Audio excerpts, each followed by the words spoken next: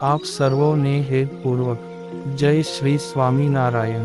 આજની સત્સંગ કથા વાર્તા નિજ મંદિર સાવરકુંડલા પવિત્ર માઘ માસ અંતર્ગત આજની સત્સંગ કથા વાર્તામાં આપણે શ્રીમદ સત્સંગી જીવનની કથા સાંભળશું। પ્રકરણ 4 અધ્યાય 35।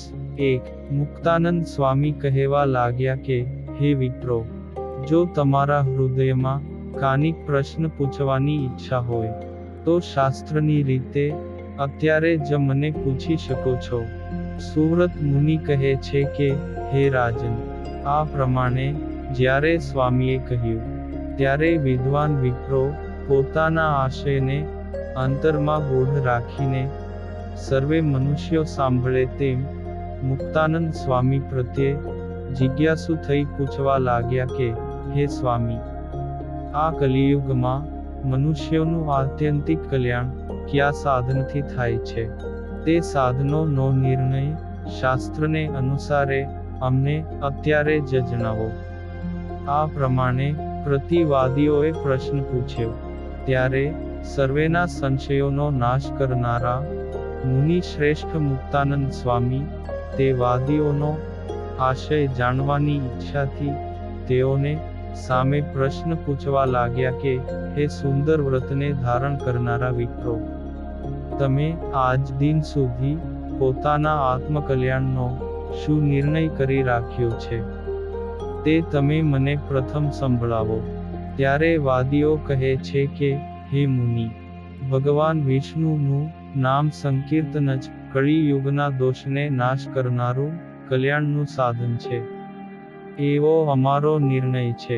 તે પંડિતોનો નિર્ણય સાંભળીને મુક્તાનંદ સ્વામી કહે છે કે હે વિપ્રો, જે પુરુષો પ્રત્યક્ષ ભગવાનની મૂર્તિને જેવી જોઈ હોય તેવી પોતાના હૃદયમાં ધારણ કરીને પછી ભગવાનના નામનું સંકીર્તન કરે છે, તે પુરુષ જ હરિનામ સંકીર્તનના ફળને પ્રાપ્ત કરે છે। પરંતુ જે પુરુષનું મન વિભ્રાંત થઈ સાંસારિક પદાર્થમાં ચારેય બાજુ ભમે છે, તેને હરિનામ સંકીર્તનથી શું ફળ મળે છે? કાની નહીં। અને ધ્યેય સ્વરૂપ શ્રી નારાયણના પ્રત્યક્ષ દર્શન વિના નામ સંકીર્તન સમયે અંતરમાં તેનું દર્શન ક્યાંથી થાય? તેથી જાગ્રત અવસ્થામાં પ્રત્યક્ષ જોયેલા માયિક પંચવિષયો સંબંધી પદાર્થોનું જે પુરુષ અંતરમાં નિરંતર ચિંતવન કર્યા કરતો હોય તેવા મનુષ્યને કેવળ નામ સંકીર્તન માત્રથી મોક્ષ મળવો દુર્લભ છે। હે વિપ્રો, જો માત્ર નામ સંકીર્તનથી જ મનુષ્યનો મોક્ષ થઈ જતો હોય તો ત્રિકાંડ વિષય પરક વેદો અર્થાત કર્મકાંડ, જ્ઞાનકાંડ અને ઉપાસના કાંડનું પ્રતિપાદન કરનારા વેદો વ્યર્થ થઈ જાય। તેવી જ રીતે વેદોક્ત શમદમાદિક સર્વે મોક્ષના સાધનો પણ વ્યર્થ થઈ જાય। જો વેદોક્ત સાધનોને જ તમે નિષ્ફળ ગણો તો તમારો મત વેદ બાહ્ય થાય, અને અમારો સિદ્ધાંત એ છે કે વેદોક્ત પ્રતિપાદિત ભગવાનના સ્વરૂપનું પ્રત્યક્ષ જ્ઞાન એ જ મોક્ષનું ખરું સાધન છે। હરિનામ સંકીર્તનથી પુણ્ય થાય, પાપનો નાશ પણ થાય, પરંતુ જન્મ મરણરૂપ સંસ્કૃતિનો ક્ષય તો પ્રત્યક્ષ ભગવાનના દર્શનથી જ થાય છે। માટે હે વિપ્રો, તમે પ્રત્યક્ષ ભગવાન શ્રી નારાયણના દર્શન કર્યા છે કે નથી કર્યા? જો કર્યા હોય તો મોક્ષ થશે, અને જો પ્રત્યક્ષ દર્શન ન કર્યા હોય તો તેને માટે પ્રયત્ન શરૂ કરો। ત્યારે વાદીઓ કહે છે હે મુનિવર્ય, ધર્મ, ભક્તિ અને જ્ઞાનરૂપ વૈદિક સાધન એ કળિયુગમાં ક્ષણભંગુર શરીરથી મનુષ્યોને સાધવા તે તો અતિ દુષ્કર છે। તેથી જ અમે હરિનામ સંકીર્તનથી જ જીવનું કલ્યાણ માન્યું છે। આવા ઘોર કળિયુગમાં ભગવાનનું પ્રત્યક્ષ દર્શન તો ક્યાંથી હોય? ન જ હોય. અને હે મુનિવર્ય, મહાપાપી અજામિલ નારાયણ નામનું ઉચ્ચાર કરવા માત્રથી મુક્તિને પામ્યો છે. તે કથાને તો તમે પણ જાણો છો.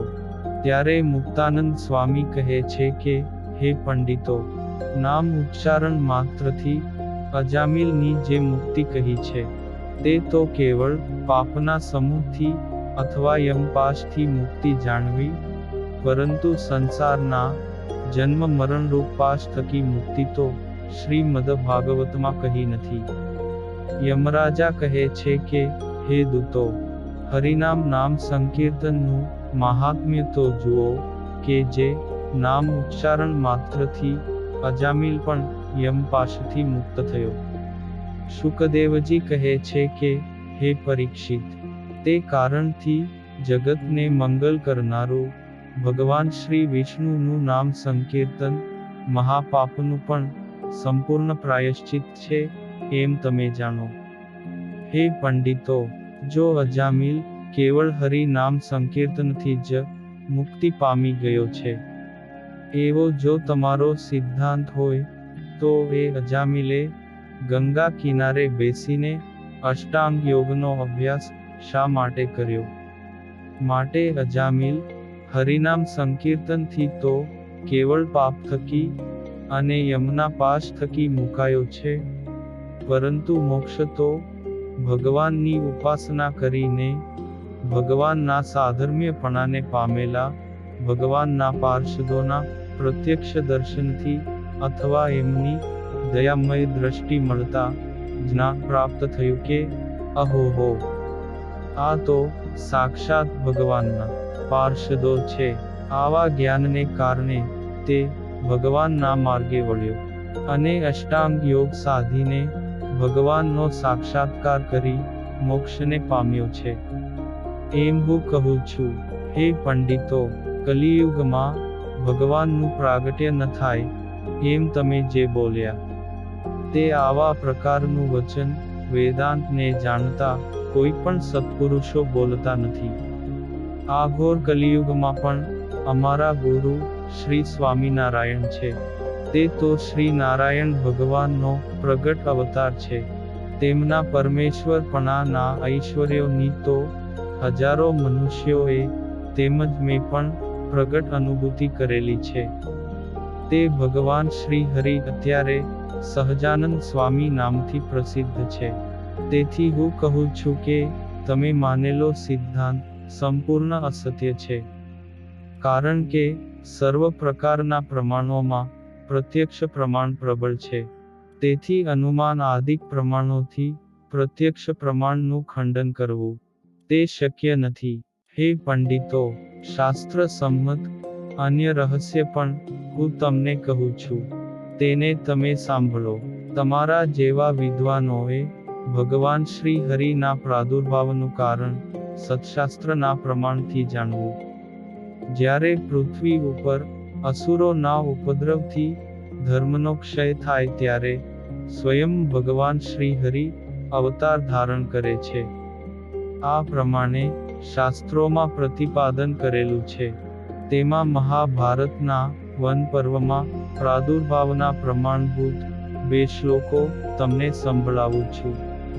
પ્રાણીઓની હિંસામાં રુચિ ધરાવતા, અતિશય ક્રૂર, તેમજ દેવરાજ ઇન્દ્ર વગેરે દેવતાઓથી પણ મારી ન શકાય તેવા અવધ્ય દૈત્યો તથા રાક્ષસો આ લોકમાં જ્યારે ઉત્પન્ન થાય છે, ત્યારે હું પવિત્ર કર્મ કરનારા અને મારો વિરહ સહન ન કરી શકતા એવા મારા એકાંતિક ગૃહસ્થ ભક્તને ઘેર હું પ્રગટ થાઉં છું.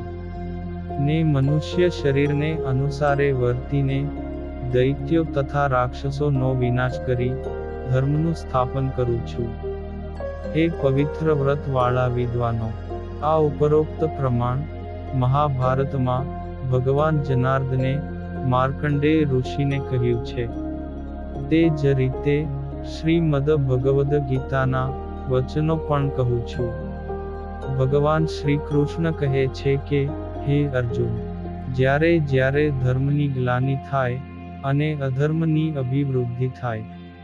ત્યારે હું અવતાર ધારણ કરું છું, સાધુ પુરુષોનું રક્ષણ કરવા અને દુષ્કર્મો કરતા પાપીઓનો વિનાશ કરવા માટે, તેમજ ધર્મના સ્થાપનને અર્થે હું યુગને વિશે પ્રગટ થાઉં છું.